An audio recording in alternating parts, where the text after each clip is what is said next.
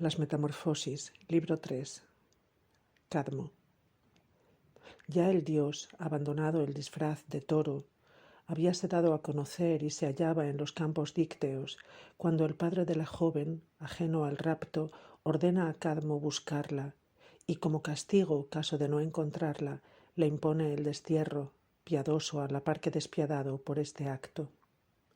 Tras recorrer el mundo entero, pues ¿quién podría sorprender los amoríos de Júpiter?, el hijo de Agénor evita con su exilio la patria y la ira paterna, y suplicante consulta al oráculo de Febo y le pregunta qué tierra debe habitar. En un campo solitario, responde Febo, saldrá a tu encuentro una vaca que jamás soportó yugo alguno y dispensada del curvo arado. Encamínate tras sus pasos y en el prado donde se eche a sestear, haz levantar murallas y llámalas Beocias. Apenas había Cadmo descendido de la gruta de Castalia cuando ve venir lentamente, sin guarda, una ternera que no trae señal alguna de esclavitud en la cerviz. La sigue, pisa sus huellas con paso cauteloso y en silencio adora a Febo por indicarle el camino. Ya había atravesado los vados del Cefiso y los campos de Pánope. Se detuvo la vaca y, levantando al cielo su hermoso testuz de altos cuernos, hizo vibrar los aires con sus mugidos. Tras esto, volviendo su mirada a los compañeros que seguían su espalda, dobló sus rodillas y dejó caer su costado sobre la fresca hierba. Cadmo da gracias, estampa besos en aquella tierra extranjera y saluda a aquellos montes y campos desconocidos. Era su intención sacrificar a Júpiter. Ordena a sus criados que vayan a buscar agua para las libaciones de fuentes vivas. Había allí un viejo bosque jamás violado por el hacha, y en su centro una gruta llena de matorrales y mimbreras, con una pequeña bóveda formada con piedras bien compactadas y surtida de aguas abundantes. Allí, escondida en su oquedad, estaba la sierpe de Marte, reconocible por su cresta de oro. Sus ojos centelleaban con fuego, todo su cuerpo está hinchado de veneno, sus 3 lenguas vibran y sus dientes se yerguen en triple hilera. Cuando con pasos infaustos hollaron esta espesura los que partieron de la nación tiria y arrojada al agua chapoteó la errada, sacó la cabeza del profundo cubil la azulada serpiente y emitió espantosos silbidos. Las erradas resbalaron de las manos, la sangre abandona sus cuerpos y un súbito temblor invade sus aturdidos miembros. Enrosca aquella en giratorios nudos sus escamosos anillos y de un salto se encorva en gigantesco arco y, erguida en el ingrávido aire con más de medio cuerpo, domina todo el bosque con su mirada, y es tan grande su cuerpo como, si pudieras verlo entero, el dragón que separa ambas osas. En un santiamén se abalanza sobre los fenicios. Aprestábanse unos al combate, otros a la fuga, a otros el temor les impedía ambas cosas. A estos los mata a mordiscos, a esos con largos abrazos, a aquellos con su aliento, peste de funesto veneno. Ya el sol del mediodía había acortado las sombras. ¿Qué demora a sus compañeros?, se pregunta el hijo de Agénor y va tras sus huellas. Su coraza era una piel arrancada a un león, sus armas una lanza de hierro reluciente, una jabalina y un valor que vale más que cualquier arma.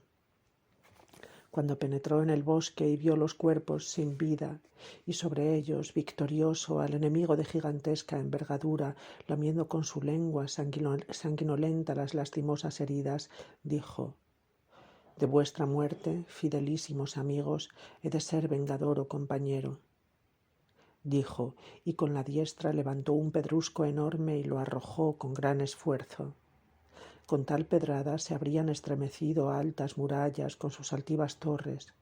La serpiente quedó ilesa. Protegida por sus escamas y por la dureza de su negra piel, suerte de coraza, repelió de su cuerpo el duro golpe. Pero esa misma dureza no pudo ya con la jabalina. Clavada en plena curvatura de su flexible espinazo, se fijó allí, hundiéndose el hierro entero hasta sus entrañas. Enfurecida por el dolor, volvió la cabeza hacia el dorso, vio la herida y mordió el asta allí clavada y removiéndola con gran brío en todas direcciones, a duras penas la arrancó del lomo, pero el hierro se quedó sujeto a los huesos. Entonces, al añadirse a su habitual furia un motivo fresco, se le hinchó la garganta de venas inyectadas. Una espuma blancuzca le babea alrededor de sus ponzoñosas fauces. Rechina la tierra raspada por sus escamas y el negro aliento que sale de su boca infernal inficciona y corrompe el aire. Unas veces se enrosca en anillos que forman espirales gigantescas. Otras se yergue más tiesa que un largo tronco. Ahora embiste con poderoso impulso como el río crecido con las lluvias y derriba con su pecho los bosques que se oponen a su paso. Retrocede un poco el hijo de Agénor y con el despojo de león resiste las acometidas y frena las fauces que le acosan alargando su lanza. La alimaña se enfurece, da mordiscos inútiles al duro hierro y clava en la punta sus dientes. Ya había la sangre empezado a manar de su venenoso paladar y teñido con su reguero la verde hierba. Pero la herida era leve, pues la alimaña se retiraba fuera del alcance y retraía su cuello herido, y con su repliegue impedía que la lanzada alcanzara el blanco y no dejaba que profundizara, hasta que el hijo de Agénor hincó el hierro clavado en la garganta y no cejó de acosarla, hasta cuando una encina le cortó la retirada y su cerviz quedó traspasada junto con el tronco. Bajo el peso de la serpiente, el árbol se combó y gimió su tronco, sacudido por la punta de la cola. Mientras el vencedor calcula el tamaño del enemigo vencido, se oyó de repente una voz. No era posible saber de dónde venía, pero se oyó. ¿Por qué miras, hijo de Agénor, la serpiente que has matado? También tú serás serpiente y te mirarán. Largo tiempo quedó Cadmo sobrecogido, perdida la color y la razón, sus cabellos en punta de frío espanto. Pero he aquí la valedora del héroe. Deslizándose por el cielo aparece Palas y le ordena labrar la tierra y plantar los dientes viperinos, simiente de un futuro pueblo. Obedece Cadmo, abre un surco por la presión del arado y, conforme a lo ordenado, esparce por el suelo aquellos dientes, semillas de mortales. Entonces, cosa increíble, empezaron a moverse los terrones, y de entre los surcos apareció primero la punta de una lanza, luego yelmos con tremolantes penachos multicolores, luego emergen hombros, pechos y brazos cargados de armas, y va creciendo una cosecha de hombres con escudos. Así, cuando se alza el telón en los teatros en fiesta, van apareciendo imágenes que muestran primero la cara, el resto poco a poco, hasta que, sacadas lentamente, son visibles por completo y ponen los pies sobre el borde inferior. Cadmo, aterrorizado por el insospechado enemigo, se disponía a empuñar las armas. «No hagas eso», grita uno de aquel pueblo que la tierra ha engendrado, «y no te mezcles en una guerra civil». Y dicho esto, con su duro hierro hiere a manteniente a uno de sus hermanos nacidos de la tierra. Él mismo cae de una lanzada. Tampoco el que le había dado muerte vive más que él y exhala el hálito vital que ha poco había recibido. De igual modo se enfurece toda la tropa y en guerra fratricida van cayendo, herida por herida, los repentinos hermanos. Y ya aquellos jóvenes a quienes tan breve espacio de vida tocó en suerte, golpeaban con su tibio pecho a su madre ensangrentada. Sobreviven 5, uno de ellos Enkion. Este arrojó al suelo sus armas por consejo de la Tritónide y dio y pidió promesa de paz fraterna. A estos tuvo como compañeros de trabajo el extranjero Sidonio, cuando fundó la ciudad por orden del oráculo de Febo. Ya se alzaba Tebas, ya se te podía tener, Cadmo, por feliz en tu destierro. Como suegros te habían tocado en suerte Marte y Venus. Añade a eso la dinastía nacida de tu noble esposa, tantas hijas e hijos, hasta nietos, caras prendas de amor. Estos incluso ya mozos. Pero desde luego hay que esperar siempre el último día de un hombre, y a nadie se debe llamar afortunado antes de la muerte y de las honras fúnebres. Acteón. Entre tanta dicha, Cadmo, un nieto tuyo fue la primera causa de tu dolor, y unos falsos cuernos añadidos a su frente, y vosotros, perros, que os saciasteis con la sangre de vuestro dueño. Pero bien mirado lo encontrarías reo de infortunio, no criminal, pues qué crimen podía haber en un error. Había un monte teñido con la matanza de varias presas. Ya el mediodía había acortado las sombras de los objetos y el sol equidistaba de ambas metas de su carrera, cuando el joven Iantio congrega a sus compañeros de partida que vagaban por apartadas espesuras con amistosas palabras. Las redes y las espadas, compañeros, están empapadas con la sangre de las fieras. La jornada ha sido bastante afortunada. Cuando la próxima aurora, viajando sobre ruedas azafranadas, nos devuelva la luz, reemprenderemos la tarea proyectada. Ahora Febo equidista de ambas metas y con su calor agrieta los campos. Parad la caza por hoy y retirad las nudosas redes. Los hombres ejecutan sus órdenes e interrumpen sus trabajos. Había un valle poblado de pinos y picudos cipreses, llamado Gargafia, consagrado a Diana con las haldas en cinto, en cuyo más lejano confín hay una boscosa gruta, fruto de ningún arte. La naturaleza, con su propio ingenio, había imitado al arte, pues con piedra pómez viva y con ligeras tobas había trazado un arco natural. A la derecha murmura un pequeño manantial de agua cristalina con su anchuroso cauce rodeado de herbosas orillas. Aquí la diosa de las selvas, fatigada de la caza, solía bañar en este agua límpida su cuerpo virginal. Cuando entró en la gruta, entregó a una de sus ninfas, su escudera, la jabalina, la aljaba y el arco destensado. Otra recogió en sus brazos la ropa que la diosa se quitaba. Otras dos descalzan las sandalias de sus pies.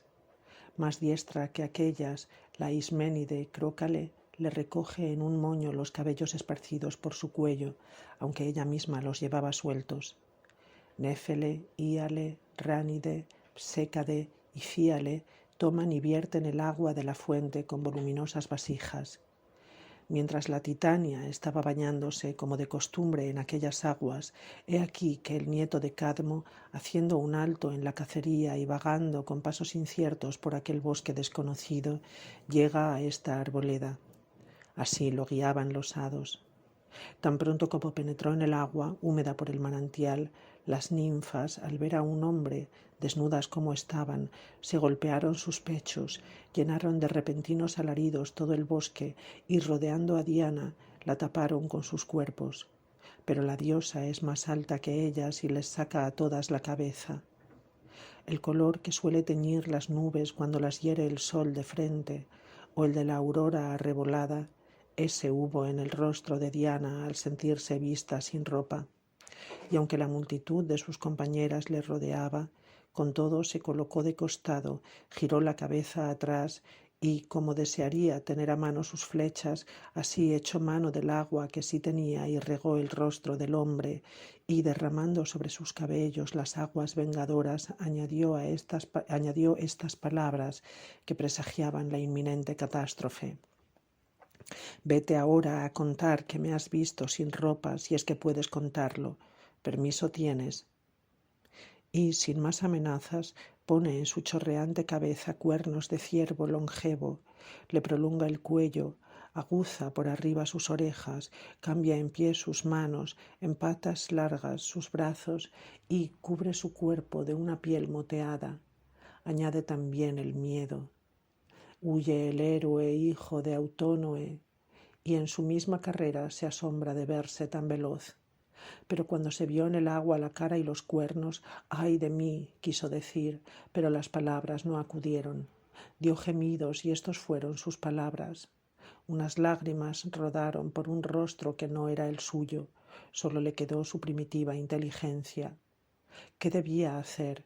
¿Volver a casa, al palacio real, o esconderse en las selvas? La vergüenza impide lo uno, el miedo lo otro. Mientras duda le han visto los perros. Melampo y el ojeador Icnóbates fueron los primeros en dar con sus ladridos la señal. Denosos Icnóbates, de raza espartana Melampo. Enseguida se lanzan a la carrera otros más veloces que la rápida brisa, Pánfago, Dórceo y Oríbaso, arcadios todos, y el poderoso Nebrófono y el feroz Terón junto con Lélaps y Pterelas, valioso para la carrera y Agre para el rastreo, y el fogoso Íleo, poco antes herido por un jabalí, y Nape, hija de un lobo, y Pémenis, que antes perseguía rebaños, y Arpía acompañada de sus 2 cachorros, y Ladón de Sición con sus enjutos flancos, y Drómade y Cánaque, y Esticte y Tigre y Alce, y Leucón de pelo blanco, y Asbolo de pelo negro, y el muy vigoroso Lacón, y Aelo, infatigable en la carrera, y Too, y la veloz Licisca con su hermano Ciprio, y Árpalo adornado en mitad de su negra frente con un lucero, y Menáleo, y Lacne, la de peludo cuerpo, y, nacidos de padre cretense pero madre laconia, Labro y Agriodonte, e Hiláctor de agudo ladrido, y otros que sería prolijo mencionar. Tal jauría, ávida de presa, por rocas y peñascos, por riscos inaccesibles, por donde el camino es arduo y por donde no existe camino, le acosa. Huye él por parajes por donde muchas veces había dado caza. Huye, ay, de sus propios monteros. Deseábales gritar: «Soy yo, Acteón, reconoced a vuestro señor». Pero las palabras no acompañan su deseo. Atruena el aire con los ladridos. Melanquetes le hizo las primeras heridas en el lomo, las siguientes Terodamantes. Oresítrofo hizo presa en el hombro. Habían partido más tarde, pero por atajos del monte tomaron la delantera. Mientras sujetan a su dueño, se suma el resto de la jauría y hunden sus dientes en aquel cuerpo. Ya no queda parte sana por morder. Gime él y produce un sonido aun sin ser humano que un ciervo jamás podría emitir, y colma de lúgubres llantos aquellos riscos tan familiares, y rodillas en tierra, en actitud suplicante y como si rogara, gira a todas partes a falta de brazos su muda cabeza. Pero sus compañeros, que nada saben, azuzan a la veloz jauría con los gritos de costumbre, buscan con los ojos a Acteón y se desgañitan gritando «Acteón», como si no estuviera allí. Al oír su nombre gira él la cabeza y se lamentan de su ausencia y de que por pereza no llegue a captar el espectáculo de la presa que se les ha presentado. Bien quisiera él no estar allí, pero lo está, y quisiera ver, pero no sufrir además las salvajes hazañas de sus perros. Por todas partes le rodean y hundiendo los hocicos en la carne despedazan a su dueño bajo la falsa apariencia de un ciervo. Y hasta que no se extinguió aquella vida por las múltiples heridas, no se sació, cuentan, la cólera de Diana, la de la aljaba. Júpiter y Sémele. Las opiniones están divididas. A unos les pareció que la diosa fue más rigurosa de lo justo. Otros la elogian y la llaman digna de su estricta virginidad. Ambos bandos encuentran sus razones. Solo la esposa de Júpiter no dice si la censura o aprueba. Simplemente se alegra del infortunio de la casa de Agénor y el odio acumulado contra la rival Tiria lo traslada a quienes comparten su sangre. Y he aquí que un nuevo motivo se añade al anterior, pues le irrita que Sémele esté preñada de la semilla del gran Júpiter. Desata entonces su lengua a los reproches. Pero ¿qué conseguí tantas otras veces con reproches? Dijo. A ella es a quien debo atacar. A ella, si con razón se me llama la todopoderosa Juno, destruiré. Si soy digna de sostener en mi diestra un cetro de gemas, si soy reina y la hermana y esposa de Júpiter, la hermana por lo menos. Pero quizás se dé por satisfecha con la aventura y el ultraje a mi tálamo ha sido efímero. Está preñada, es lo que faltaba. En su abultado vientre lleva manifiesta su culpa y quiere ser madre, algo que apenas me ha sucedido a mí, por obra solo de Júpiter. Tan grande es la confianza en su belleza. Haré que le defraude. No soy hija de Saturno si no penetra ella en las hondas Estigias, sumergida por el propio Júpiter. Dicho esto, se levanta de su trono y oculta por una dorada nube llega al umbral de Sémele. Y no alejó la nube hasta que tomó la apariencia de una vieja. Se puso canas en las sienes, surcó de arrugas su piel, arrastró su encorvado cuerpo y con tambaleantes pasos puso también voz cascada. Y era Béroe en persona, la nodriza Epidaura de Sémele. Y así, cuando tras entablar conversación y charlar largo rato, llegaron a nombrar a Júpiter, suspiró y dijo: «Ojalá sea Júpiter, pero todo me da miedo. Muchos bajo el nombre de dioses penetraron en castas alcobas, pero no basta con ser Júpiter, que te dé una prueba de su amor si es realmente él. Y con todo el poder y la gloria que él tiene, cuando la divina Juno lo acoge, con el mismo poder y gloria pídele que te abrace y que antes se ponga sus atributos». Con tales palabras había predispuesto Juno a la ingenua hija de ella a Júpiter un don sin especificarlo. El dios responde: «Elige, no sufrirás ningún desaire». Y para que más lo creas, séame también testigo la divinidad del torrente Estigio. Este dios es temido hasta por los dioses. Feliz con su infortunio, poderosa en exceso y pronta a morir por la complacencia de su amante, dijo Sémele: «Cual te suele la Saturnia abrazar cuando entabláis el pacto de Venus, tal entrégate a mí». Quiso el dios taparle la boca mientras aún hablaba, pero ya sus palabras habíanse esparcido presurosas por los aires. Gimió: «Ni ella puede ya no haber deseado, ni él no haber jurado».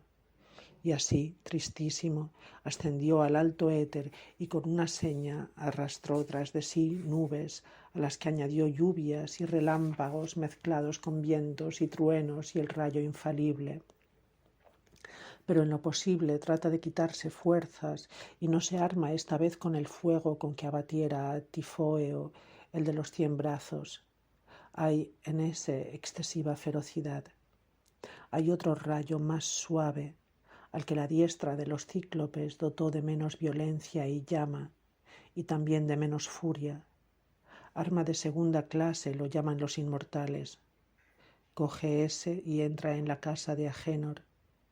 El cuerpo mortal no soportó la tempestad celestial y ardió con el presente amoroso. El niño, aún no formado del todo, es arrancado del vientre de su madre y tierno aún, cosido, si es digno de crédito, al muslo de su padre, donde completa el período de gestación. A escondidas lo cría su tía materna, Ino, en su tierna infancia. Entregado luego a las ninfas de Nisa, éstas lo ocultaron en sus cuevas y lo alimentaron con leche. Tiresias.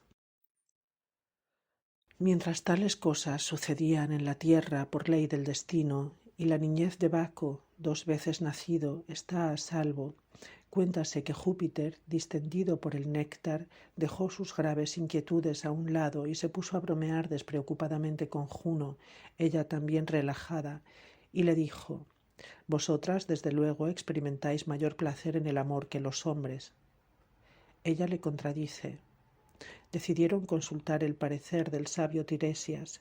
Conocía éste el placer de uno y otro sexo, pues con su bastón había molido a golpes a 2 grandes serpientes cuando estaban copulando en la verde selva y, convertido, oh prodigio, de hombre en mujer, había vivido 7 otoños como tal. Al 8º vio de nuevo a las mismas serpientes y dijo: Si vuestras heridas tienen tan gran poder que cambia el sexo del agresor al contrario, voy a heriros ahora de nuevo. Una vez apaleadas dichas culebras, regresó su forma anterior y vino su figura natal. Elegido, pues, como árbitro de la cómica disputa, confirma las palabras de Júpiter.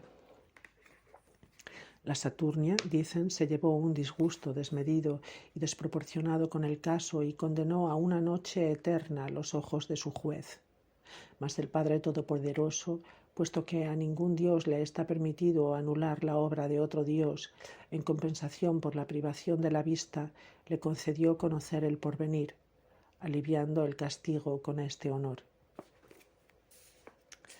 Narciso y Eco. Tiresias, famosísimo en todas las ciudades de Aonia, daba respuestas irreprochables a la gente que iba a consultarle. Quien primero puso a prueba la credibilidad y veracidad de sus oráculos fue la azulada Liríope. A esta el Cefiso la envolvió un día con su sinuosa corriente y cautiva en sus aguas la violó. De su abultado vientre la bellísima ninfa parió un niño que ya entonces hubiera podido ser amado y le llamó Narciso. Consultado acerca del mismo, si llegaría a ver los largos días de una vejez avanzada, respondió el profético adivino: si no llega a conocerse. Durante años el oráculo del agorero pareció vano, pero lo probaron el desenlace de los acontecimientos, el tipo de muerte y lo inaudito de la locura. En efecto, había ya añadido el hijo del Cefiso 1 año a los 15 y podía parecer lo mismo un niño que un joven. Muchos jóvenes, muchas muchachas lo desearon, pero tan dura soberbia había en aquella tierna belleza, ningún muchacho, ninguna joven le tocó en el corazón. Cuando ojeaba hacia las redes a unos espantados ciervos, vióle una ninfa vocinglera que ni sabe callar cuando le hablan ni hablar ella misma la primera, la resonante Eco. Aún tenía cuerpo Eco, no solo voz. Así y todo, la charlatana no tenía un uso de su boca distinto al que ahora tiene, de suerte que podía repetir de entre muchas palabras solo las últimas. Había hecho esto Juno, porque, pudiendo muchas veces sorprender a las ninfas yaciendo en el monte con su Júpiter, Eco las retenía deliberadamente con su verborrea hasta que las ninfas huyeran. Cuando la Saturnia se percató, le dijo: puesto que me has engañado con la lengua, se te reducirá la capacidad de hablar y abreviará al máximo el uso de la voz. Y con el hecho confirma sus amenazas. Ella, con todo, repite el final de las frases y devuelve las palabras que ha oído. Pues bien, luego que vio a Narciso vagando por apartadas campiñas y se enamoró de él, sigue sus pasos a escondidas, y cuanto más le sigue, más cerca está la llama en que se abrasa. No de otro modo que cuando el azufre vivo untado al extremo de las teas se inflama al contacto de la llama. Cuántas veces quiso acercársele con palabras zalameras y dirigirle cariñosas súplicas. Su naturaleza se lo impide y no le permite empezar. Pero, esto sí se lo permite, está presta para esperar sonidos a los que devolver sus palabras. Quiso el azar que el zagal, alejado del grupo de sus fieles compañeros, gritara: ¿hay alguien? Y «¿alguien?», respondiera Eco. Se queda atónito y, tras dirigir la mirada a todas partes, grita con voz potente: «¡Ven!». Llama ella a quien la llama. Se vuelve él a mirar y, como nadie venía, dijo: «¿Por qué huyes de mí?». Y escuchó tantas palabras como él había pronunciado. Se detuvo y, engañado por la ilusión de una voz que contesta, exclama: «Aquí, reunámonos». Y Eco, que jamás respondería con más gusto a ningún otro sonido: «Unámonos», repitió. Y, secundando sus propias palabras, salió de la espesura y se encaminaba a echar sus brazos al cuello anhelado. Huye él y mientras huye: «Quita esas manos, no me abraces». Antes morir dice que puedas tú tenerme. Ella no repitió más que «puedas tú tenerme». Desdeñada se esconde en la espesura y llena de vergüenza se cubre el rostro de ramas y desde entonces vive en cuevas solitarias. Y aún así pervive el amor y hasta crece con el dolor del rechazo. El insomnio y la pena adelgazan el cuerpo de la desdichada, la demacración arruga su piel y todo el humor corporal se evapora por los aires. Solo su voz y sus huesos quedan. Su voz perdura, los huesos, dicen, adoptaron la forma de una piedra. Desde entonces se oculta en la selva y no se la ve por los montes. Todo el mundo la oye. Un sonido es lo que sobrevive de ella. Así éste la había burlado, así antes a otras ninfas nacidas en las aguas o en los montes, así la compañía masculina. Entonces uno de los despreciados, levantando las manos al cielo, así ame él, ojalá, así no consiga el objeto de su deseo, dijo, y asintió la Ramnusia a la justa súplica. Había una fuente nada cenagosa, de claras y plateadas aguas, que ni los pastores ni las cabras que pastan en el monte habían tocado, ni otro ganado alguno, y que ningún pájaro ni fiera había enturbiado, ni rama caída de un árbol. Crecía alrededor la hierba, alimentada por la humedad cercana, y una espesura que jamás permitirá que aquel paraje se entibie con el sol. Aquí vino a tumbarse el zagal, fatigado por la pasión de la caza y el calor, buscando tanto la belleza del lugar como la fuente. Y mientras ansía calmar la sed, nació otra sed. Y mientras bebe, cautivado por el reflejo de la belleza que está viendo, ama una esperanza sin cuerpo. Cree que es cuerpo lo que es agua. Se extasía ante sí mismo y sin moverse ni mudar el semblante permanece rígido como una estatua tallada en mármol de Paros. Apoyado en tierra contempla sus ojos, estrellas gemelas, sus cabellos dignos de Baco y dignos de Apolo, sus mejillas lampiñas, su cuello de marfil, la gracia de su boca y el rubor mezclado con nívea blancura, y admira todo aquello que le hace admirable. Se desea a sí mismo sin saberlo, elogiando se elogia, cortejando se corteja, y a la vez que enciende, arde. Cuántas veces dio vanos besos a la fuente engañadora, cuántas veces sumergió sus brazos para agarrar el cuello que veía en medio de las aguas y no consiguió cogerse en ellas. No sabe qué es lo que ve, pero lo que ve le quema, y la misma ilusión que engaña sus ojos los excita. Crédulo, ¿para qué intentas en vano atrapar fugitivas imágenes? Lo que buscas no existe. Lo que amas, apártate y lo perderás.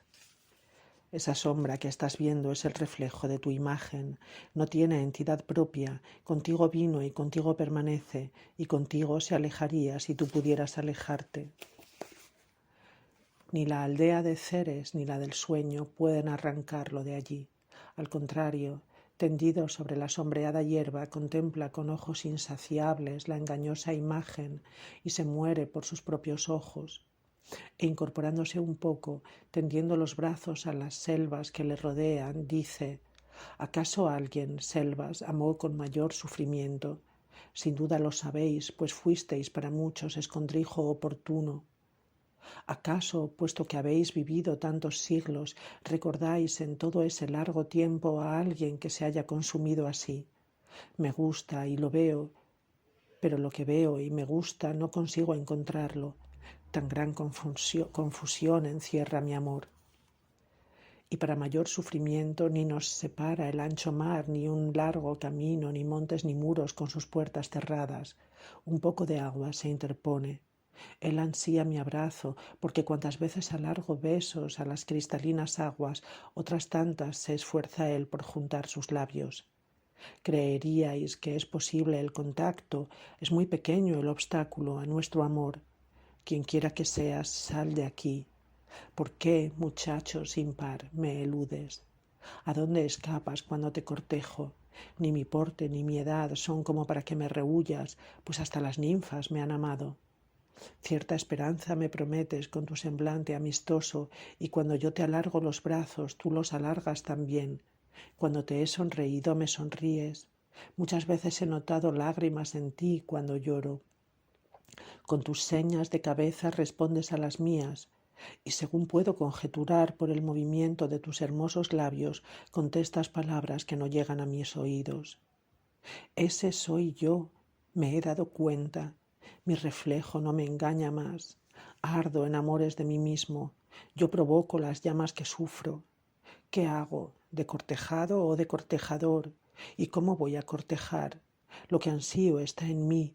La riqueza me ha hecho pobre. Ojalá pudiera separarme de mi cuerpo. Deseo inaudito en un enamorado. Quisiera que lo que amo estuviera lejos.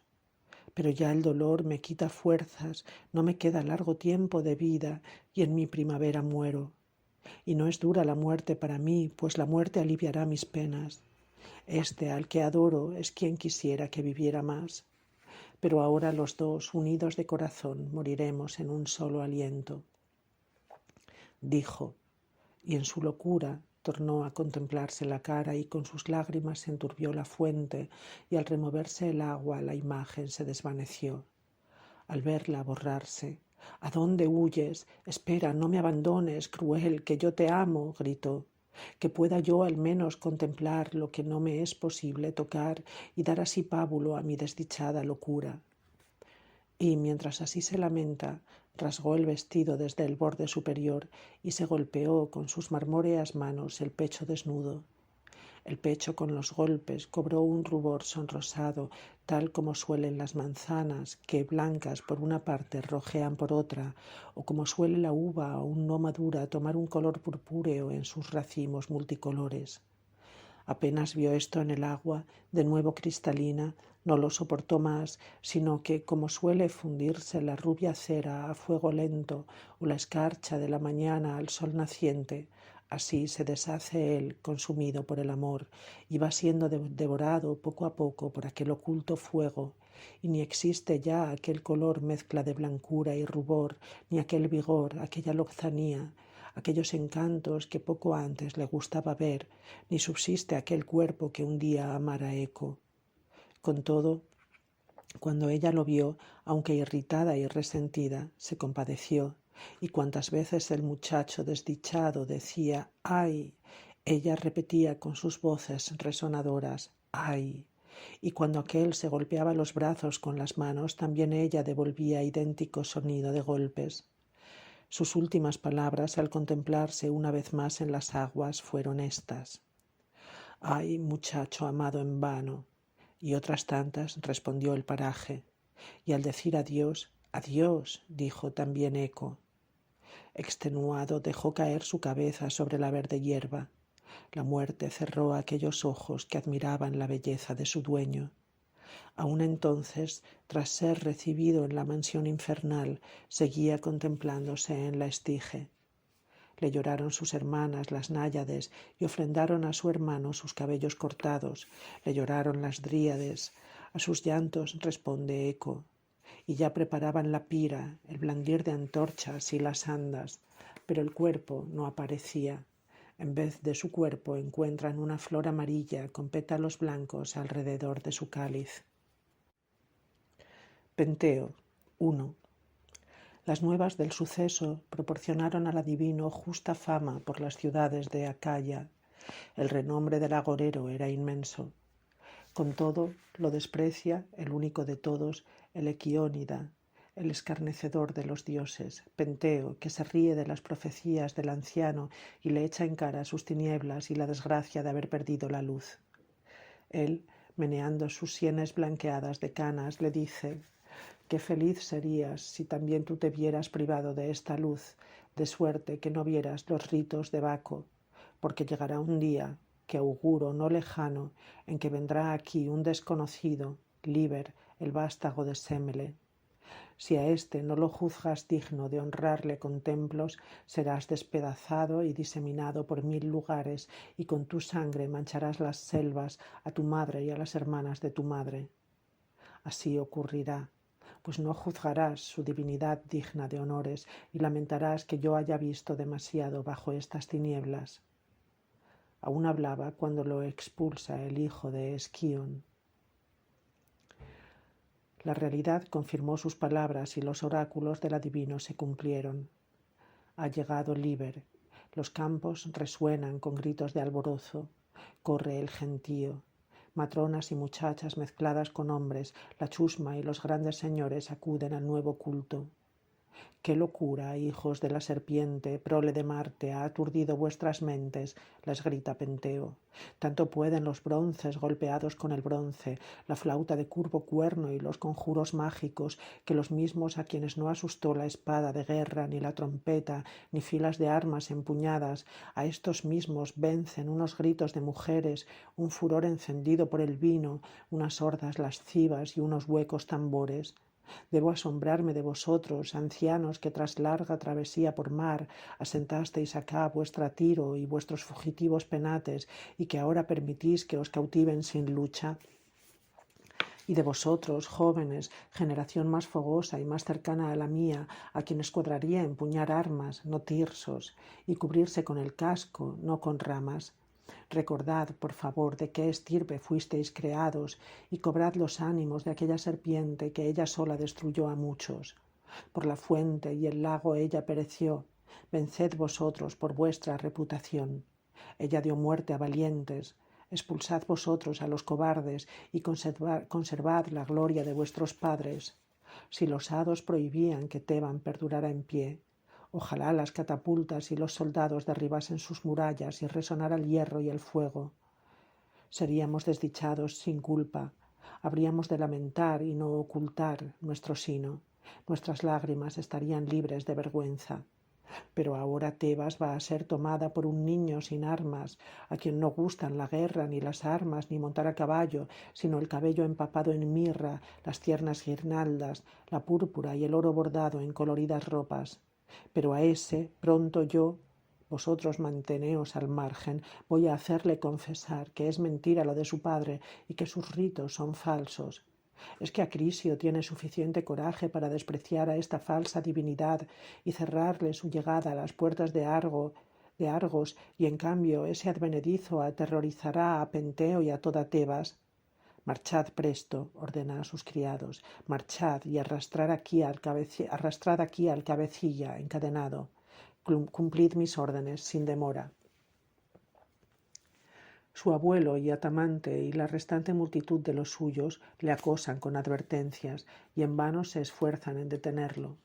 Su rabia se agudiza con las amonestaciones, se excita y crece al verse reprimida. La propia templanza resulta perjudicial. Así he visto yo como un torrente por donde nada se oponía a su curso corría mansamente y con poco ruido. En cambio, por donde quiera que había troncos o piedras amontonadas, discurría espumeante, impetuoso y enfurecido por el obstáculo. He aquí que vuelven ensangrentados, y al preguntarles su señor dónde estaba Baco, dijeron que no habían visto a Baco. Pero, añadieron, hemos cogido a este devoto y sacerdote de su culto, y le entregan con las manos atadas a la espalda a un tirreno que hacía tiempo que practicaba los ritos del dios. Le mira Penteo con ojos que la cólera hacía terribles, y aún le cuesta diferir la hora del castigo. Le dice: tú que vas a morir y que con tu muerte servirás a otros de escarmiento, dime tu nombre, el nombre de tus padres, tu patria, y por qué profesas este culto de extraño rito. Los marineros tirrenos. Aquel le contestó sin miedo: mi nombre es Acetes, mi patria Meonia, mis padres son de condición humilde. No me dejó mi padre campos para que los trabajasen robustos bueyes, tampoco rebaños lanudos, ni reses algunas. También él era pobre, y con hilo y anzuelos solía atrapar peces e izarlos con su caña mientras saltaban. Su oficio era toda su fortuna. Cuando me lo traspasó, me dijo: recibe la riqueza que poseo, sucesor y heredero de mi tesón. Y al morir no me dejó otra cosa que las aguas.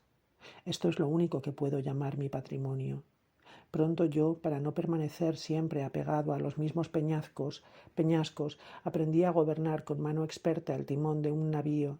Reconocí con mis ojos el astro lluvioso de la cabra de Óleno, Taígete, las Híadas, la Osa, las mansiones de los vientos y los fondeaderos aptos para barcos. En cierta ocasión, rumbo a Delos, me acerco a las costas de la isla de Quíos, arribo a la playa por estribor y dando un ágil salto voy a caer sobre la húmeda arena. Cuando pasó la noche y ya la aurora había empezado a enrojecerse, me levanto, advierto que me traigan agua fresca e indico el camino que conduce a la fuente. Yo oteo desde una elevada colina qué es lo que me promete la brisa, llamo a mis compañeros y regreso a la embarcación. «Aquí estamos», grita Ofeltes a la cabeza de mi tripulación, y trae por la playa un botín, o eso cree él, que encontró en aquel campo desierto, un niño de virginal belleza. Este, cargado de vino y sueño, parecía tambalearse y seguirle a duras penas. Contemplo su atuendo, su rostro y su porte. Nada veía en él que pudiera creerse mortal. Así lo noté y así se lo dije a mis compañeros. ¿Qué divinidad hay en ese cuerpo? No estoy seguro, pero en ese cuerpo hay una divinidad. Quien quiera que seas, favorece y asiste nuestras fatigas. Perdona también a estos. No ruegues por nosotros, dijo Dictys, rápido como nadie en escalar hasta las últimas antenas y en volver a bajar agarrado a un cabo. Apoyan sus palabras Libis, el rubio Melanto, nuestro vigía de proa, y también Alcidemonte, y el que con su voz daba a los remeros el descanso y el ritmo, Epopeo, el espoleador del coraje, y todos los demás. Tan ciega es su ansia de botín. Aún así, no permitiré, dije, que este barco sea profanado con una carga sacrílega. Yo tengo aquí el mando. Y me coloqué a la entrada. Se enfurece el más osado de toda la tripulación, Licabante, quien, expulsado de una ciudad toscana, pagaba con el destierro la pena de un crimen atroz. Con su poderoso puño me rompió la garganta por resistirme y me habría arrojado por la borda del mar si no me hubiera quedado enganchado, aunque sin sentido, a una maroma. Aquella chusma desleal aplaude su fechoría. Entonces, por fin, Baco, porque era Baco, como si con los gritos se hubiera disipado su modorra y tras la borrachera tornara a la lucidez su mente, dice: «¿Qué hacéis? ¿Qué son esos gritos? Decidme, marineros, ¿cómo he llegado aquí? ¿A dónde pensáis llevarme?» «No temas», le respondió Proreo, «y di a qué puerto quieres arribar. Se te desembarcará donde tú pidas». «Poned rumbo a Naxos», dijo Liber. «Esa es mi casa, allí encontraréis una tierra hospitalaria. Por el mar y por todos los dioses juran aquellos perjuros que así se hará, y me mandan largar las velas de la pintada nave. A estribor estaba Naxos. A estribor dirigía yo las velas, cuando «¿Qué haces, insensato? ¿Qué locura es esta, Acetes?», me dicen, cada cual más temeroso. «Dirígete a babor». Me indican por señas la mayoría de ellos. Los demás susurran en mi oído lo que quieren. Me quedé pasmado. «Que coja otro el timón», dije. Y me aparté del complot del crimen a la vez que de mi oficio. Todos me increpan y la tripulación entera murmura contra mí. Uno de ellos, Etalión, dice: «Sin duda todas nuestras vidas dependen de ti solo», y me sustituye y ejerce mis funciones, y abandonando Naxos toma el rumbo contrario. Entonces el dios, burlándose de ellos, como si justo ahora se percatara del engaño, contempla el mar desde la curva popa y, fingiendo llorar, les dice: «No son estas, marineros, las costas que me prometisteis. No es esta la tierra que os pedí. ¿Qué he hecho para merecer este castigo? ¿Qué gloria alcanzaréis si engañáis, siendo adultos, a un niño y siendo muchos a uno solo?» Lloraba yo hacía rato. La tropa impía se ríe de mis lágrimas y golpea el mar con su apresurado remar. Por aquel mismo Dios te juro ahora, pues no hay otro más presente que él, que lo que te cuento es tan verdadero como increíble. El navío se detuvo en alta mar como si estuviera varado en dique seco. Atónitos ellos persisten en su batir de remos y largan velas intentando correr con doble impulso. Las hiedras estorban y enredan los remos con sus retorcidos lazos y adornan las velas con sus pesados racimos. Baco, con la frente coronada de racimos de uvas, blande una lanza cubierta de ramaje de pámpanos. A su alrededor yacen tigres, vanas apariencias de linces y cuerpos feroces de panteras maculosas. Se arrojaron al mar los marineros, llevados por la locura o el miedo, y Medón fue el primero cuyo cuerpo empezó a ennegrecerse y a doblarse con una pronunciada curvatura del espinazo. Licabante empieza a hablarle. «¿En qué monstruo te estás convirtiendo?», le dijo, pero mientras habla su boca se ensancha. La nariz se le curva y su piel se endurece y se recubre de escamas. Y Libis, cuando quería volver los remos que se le resistían, vio sus manos encogerse hasta un tamaño reducido y que ya no eran manos, que bien podían ya llamarse aletas. Otro que quería alargar los brazos hacia las retorcidas maromas no tenía brazos, y arqueando su cuerpo sin miembros saltó a las olas. La extremidad de su cola tiene forma de hoz, tal como se curvan los cuernos de la media luna. Por todas partes dan brincos, salpican abundante lluvia de rocío, emergen una y otra vez y vuelven de nuevo a sumergirse. Se divierten zarandeando lascivos sus cuerpos como si danzaran y aspiran y resoplan agua de mar por sus anchas narices. De los 20 de antes, pues tantos llevaba aquel barco, quedaba yo solo, espantado, helado, con el cuerpo tembloroso y apenas dueño de mí. Me tranquiliza el Dios, diciéndome: sacúdete el miedo y pon rumbo a día. Tras desembarcar allí, me uní al culto y profeso el culto de Baco. Penteo II. Responde Penteo: he prestado oídos a tu largo galimatías para que mi cólera pudiese perder fuerza con el tiempo. Criados, llevaos a este hombre a rastras, torturadle con atroces suplicios y arrojadlo a la noche infernal. Al punto, el tirreno Acetes es sacado a rastras y encerrado en sólida prisión. Y mientras preparaban los instrumentos de tortura, el hierro y el fuego para darle la muerte ordenada, es fama que las puertas se abrieron por sí solas y que por sí solas cayeron las cadenas de sus brazos sin que nadie las soltase.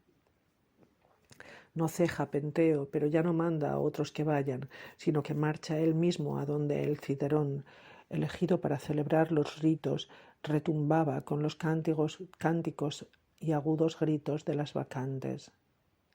Como bufa un fogoso corcel, cuando el trompeta en la batalla dio la señal con su bronce cantarín y cobra ansias de combate, así el aire traspasado por los prolongados alaridos excitó a Penteo y se avivó su cólera con los gritos que se oían.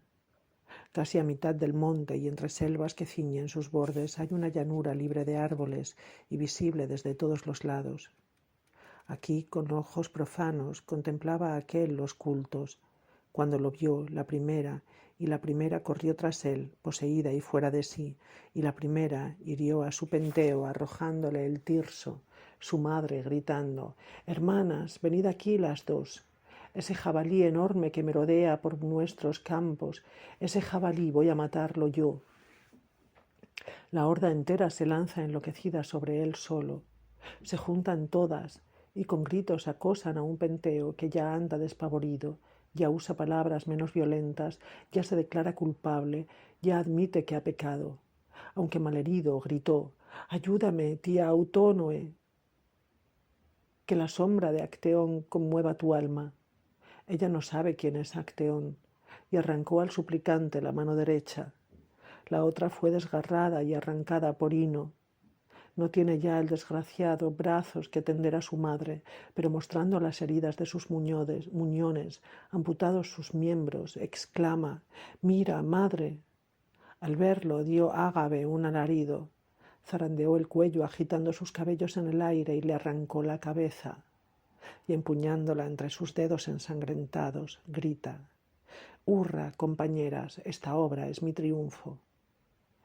Tan rápido como las hojas tocadas por el frío del otoño y ya mal sujetas las arranca el viento de la copa de un árbol, así Penteo fue hecho pedazos por aquellas abominables manos. Escarmentadas con tal ejemplo, celebran los nuevos ritos las Isménides, ofrendan incienso y veneran los sagrados altares.